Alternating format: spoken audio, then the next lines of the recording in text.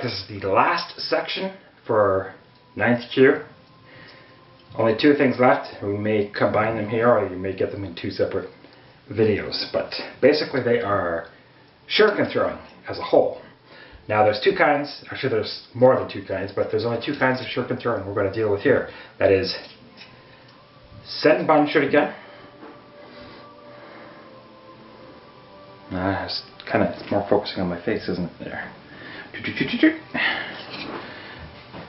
Okay. And bow shuriken.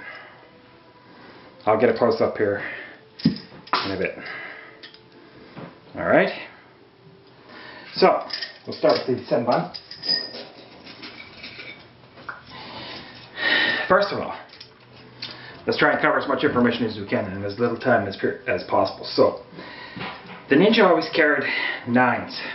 Okay, so we have 9 shuriken here. They are sharpened. Alright, and they are homemade. They are not commercial. Because commercial ones are actually not as good as you think. Let's see. I used a pattern. How we make them we will get into in 8th Q. 9th Q is merely an introduction to throwing. Okay? So, every school has their own design of shuriken. They're always 9s. The number 9 comes from a Buddhist thing. We don't care about that anymore. But we still carry them on 9s for tradition and because it makes sense. I mean, why carry 2? If you throw one and you lose one, then you got 9 instead. Why not 10? I don't know. They did 9, we do 9. Alright, so measurements and how to construct we'll get into, like I said, in the next rank. Commercial ones are a bit too thick, realistically, and a bit too big. So homemade ones are better. Just a quick note that shuriken are illegal in Canada. This is not being filmed in Canada at the moment. I had to wait. This is why it's at the end. I had to wait until I was outside of Canada before filming this. Just make note of that. If you're going to build them at home, whether you're Canadian or not, do so at your own risk. But that's the same as anything, isn't it? Whatever you do, whatever you learn, and whatever you're doing, your techniques, don't use them for stupid, illegal, immoral things. It's not my responsibility. I'm teaching you and I'm giving you the warning that everything you learn you must use properly and use your noggin, right? So, having said that, there are 9 shuriken here. I'll get some close-up photos maybe to add into the video. There's a few different ways of throwing them we'll get into. There is an overhand, like this. Okay, am I in frame here? Okay, like that. And you slip them off your hand, one at a time. So like you're going like, and then you slip the next one off and you do it again. So you kind of feather them out in your hand, like that. Alright, now the other way is straight on, straight out, sliding them off your hand perhaps like this, and you flip it over and throw it. I don't like that way myself.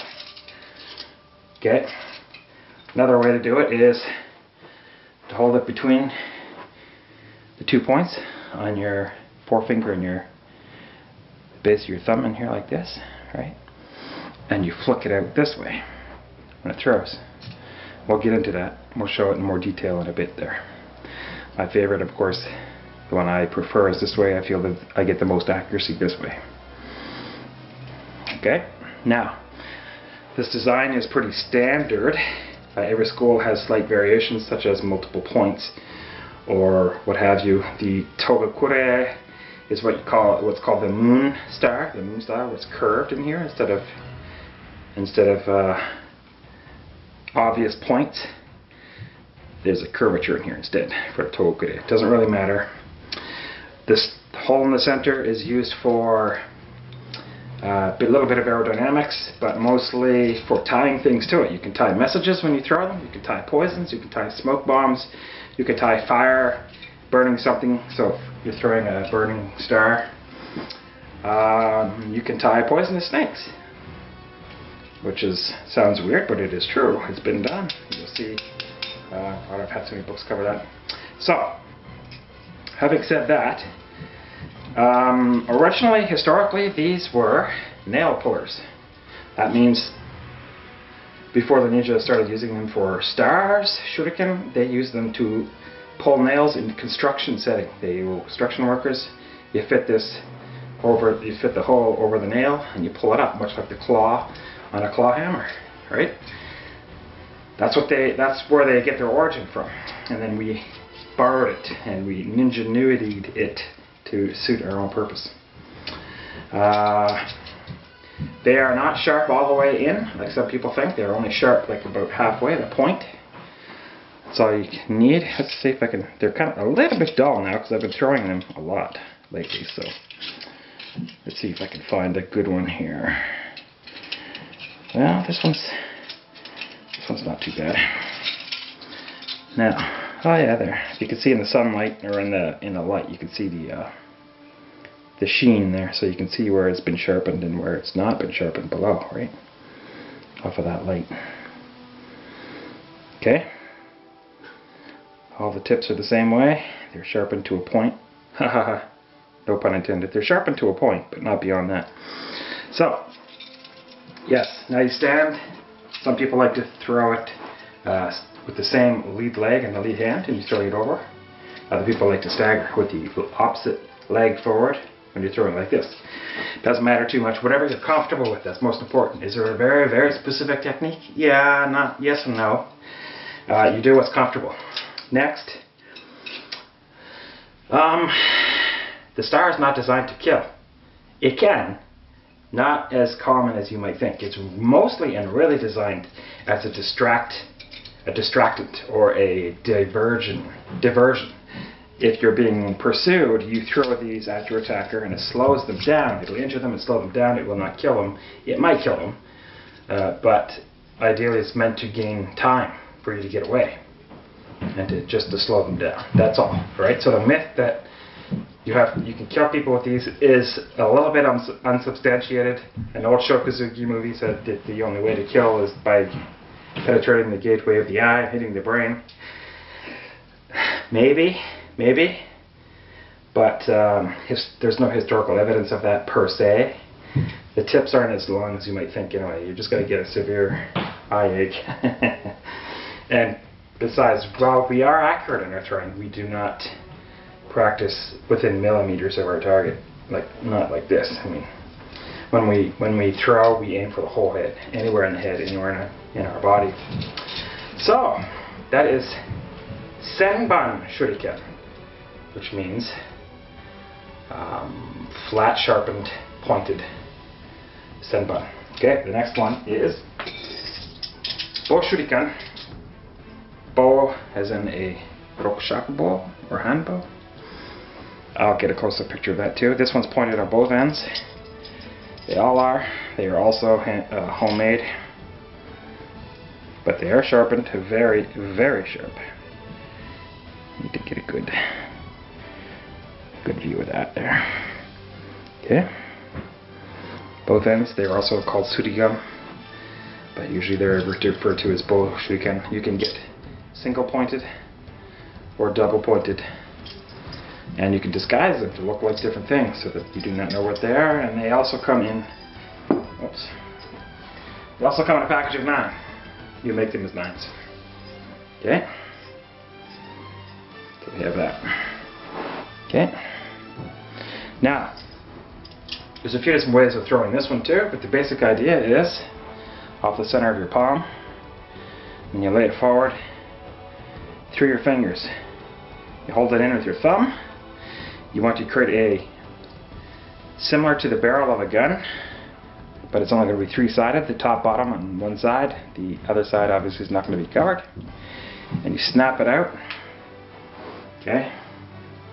When you snap it out and you let go, the basic idea is it slides out straight and it shoots out like a missile and it does not spin.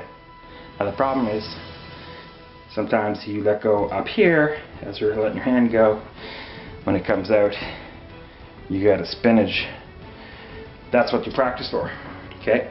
And the other point is when you're throwing, it tends to rotate this way, not backwards. So it's a forward rotation, if anything. So what you might want to stress when throwing them is as it's coming out, it's a very odd angle here. As it's coming out, you want to press down against the nail. Right?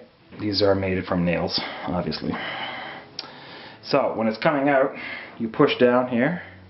So if there's a forward spin that's going to happen, just give it a slight stroke, sort of like that, very gently. Give it a stroke on the way out, and that will maintain its straight and prevent tumbling. If you notice it's tumbling backwards, you're pushing down too hard. If it's tumbling forward too much, you're not pushing enough. But ideally, if you do it right, you should snap your hand out, and it should slide straight out. So, having said that, those are your bow shuriken.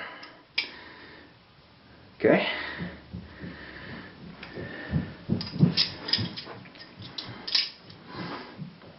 Alright. Now we will get into how to practice and throwing them and things like that. I'll give you a close-up here and then we'll go into the target practice.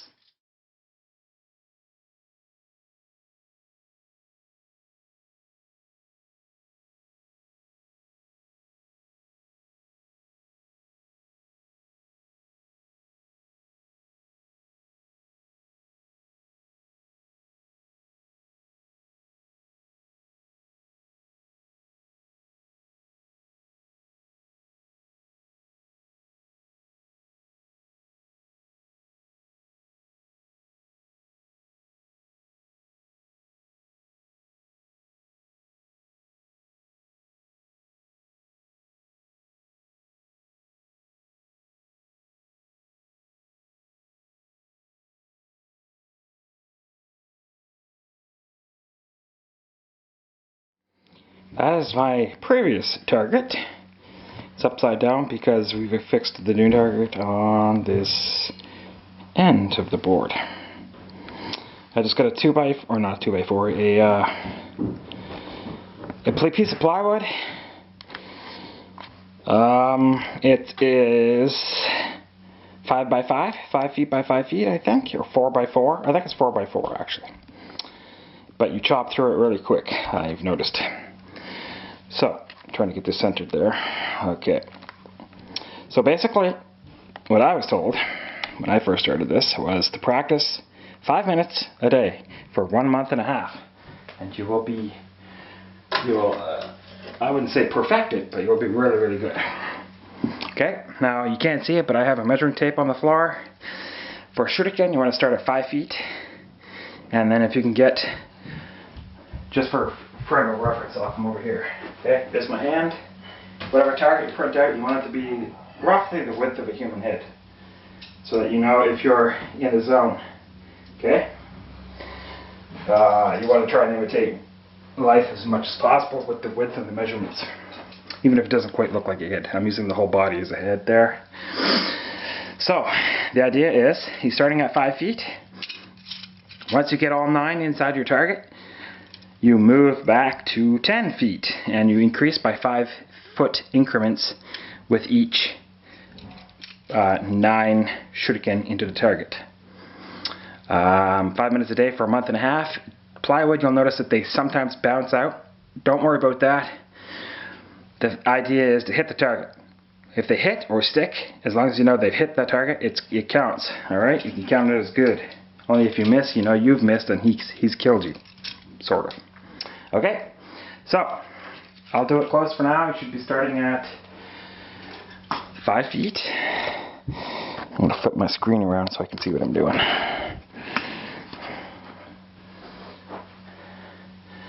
Okay. I'm going to do it for about 10 feet, I think, for now. So the idea, you throw with a nice firm grip. Don't be a little pansy about it. Let's see if I can get in here, right? And you just sail it. Now, if you are off, I use the overhand grip, like I was saying earlier. So as you're doing the overhand grip, if you find that you're off to the left or to the right, if I'm off to the left, you must not change your arm. You cannot. Wow, that's really close. It's a lot closer than I thought it was. So if you're shooting, overhand grip. and you hit over here, instead of moving your arm to compensate like this, you need to maintain muscle memory. You need to throw it exactly the same way every time, every single time, every single time, every single time. You cannot change the arm movement of the muscle. So in order to compensate from this to get it over here, you must move your entire body at your feet. So you move your stance from here by this much, and you maintain the exact same path for throwing so that your arm memorizes it and learns it. You cannot just twist the body at the hips or the arm or the elbow. Okay?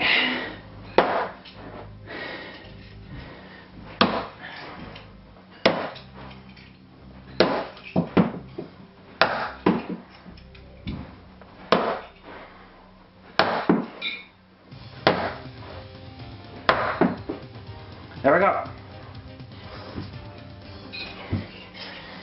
I missed maybe 2. And this one's, you could count that as a miss, but technically it's up and down in line with the body, so for the sake of accuracy, I would say that was a miss, just until you get good. So, try to get all 9 in the black, exactly in the black. So don't go easy on yourself. If you hit right here beside the neck, in this white part, that's a miss, right? Be honest with yourself. If you're going to shoot it at them and you miss their neck, it's a miss, and they'll kill you.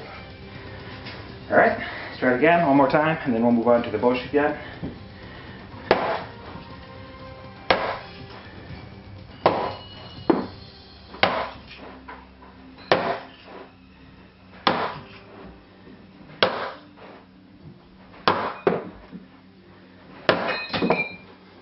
Here we go. Next up, bow shuriken. Okay. These ones are much trickier. Much trickier to throw. I am not a master by any means. I have a lot harder time throwing these than I do shuriken. A lot harder time, but I've been working on it. Now these ones, the rules for growth, measurement growth away from your target is different. You need to start at 1 foot. Yes, 1 foot. Like right here. Because it's very hard. Right?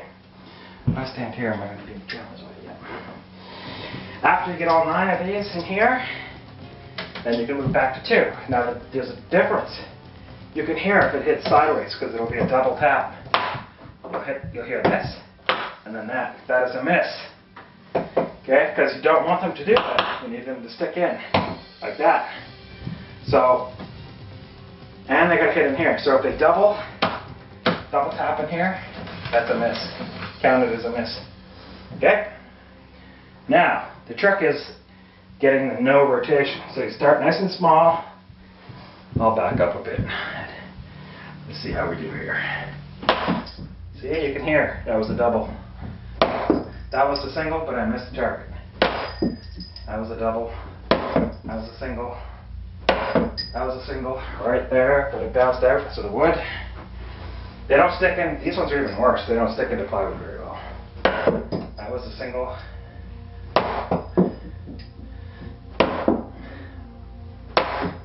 Like, it would be nice if I could get one to stick, just to show you. There. See, nice deep penetration. It would be. This is very hard, and it's a multi-directional plywood. Right? It goes. The grade is up and down here, and the next one is back and forth, so it's hard to stick in.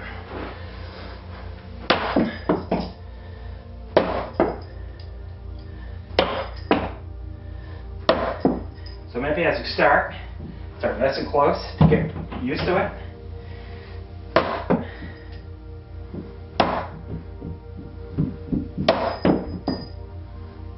If you hit one out, it's okay. That's going to happen. It's not a big deal. Month and a half for these, 5 minutes a day. Same idea.